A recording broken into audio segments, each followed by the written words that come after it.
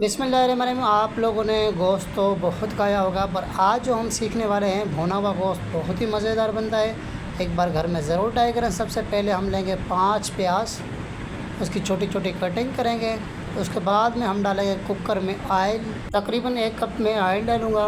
उसके बाद में कुछ मसाले जिसमें है ज़ीरा, कमाल पट, एक दालचीनी का टुकड़ा और 4 से 5 लौंग, 4 छोटी इलायची, 18 से 20 काले मिर्च। उसके बाद में हम डालेंगे कुकर में। तकरीबन हम इसको पकाएंगे 40 से 50 सेकंड। उसके बाद में हम डालेंगे इसमें प्याज को हमने मुकम्मल ब्राउन नहीं करना, प्याज पकाना। उसके बाद में कुछ मसाले लें जिसमें है ज़ीरा और हैं लौंग, काले मिर्च और 2 इलायची बड़ी। इसको हम ग्राइंड कर लेंगे, इसको पीस लेंगे क्योंकि ये हमें बाद में डालना है। उसके बाद में जो टमाटर है उसको भी हम पीस लेते हैं। और जो हमारे प्याज थे वो तकरीबन गोश्त डालना जैसे होगा, जो कि हमें मुकम्मल ब्राउन नहीं करने, तो हमने गोश्त डाला। उसके बाद में डाला अदरक और लहसुन का पेस्ट। उसके बाद में हम डालेंगे कुछ इसमें मसाले, जिसमें हल्दी, जिसमें हस्बे ज़ायक़ा नमक, 1.5 चम्मच लाल मिर्च है और तकरीबन आधा चम्मच है हल्दी का।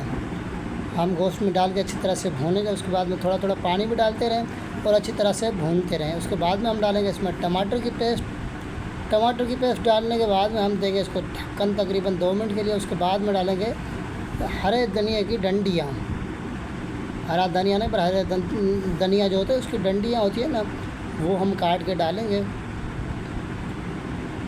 और अच्छी तरह से हम इसको फिर भूनेंगे, क्योंकि ये गोश्त जितना हम अच्छी तरीक़े से भूनेंगे इतना ही बेहतरीन बनेगा। उसके बाद में हम 2 कप डालेंगे इसमें पानी के और इसको अच्छी तरह से चला के देंगे।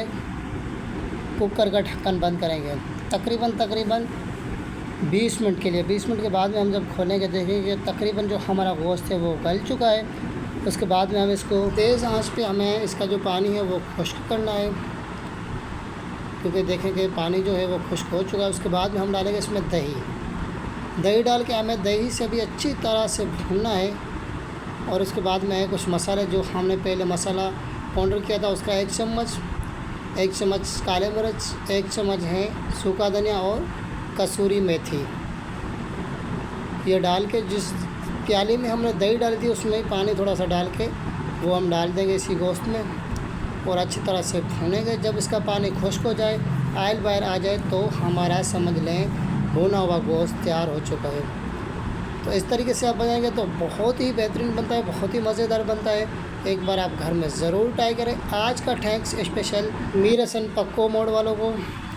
और उसके बाद में माशाल्लाह बहुत ही बेहतरीन बनता है। तो जज़ाकल्लाह, मिलते हैं एक नई वीडियो में।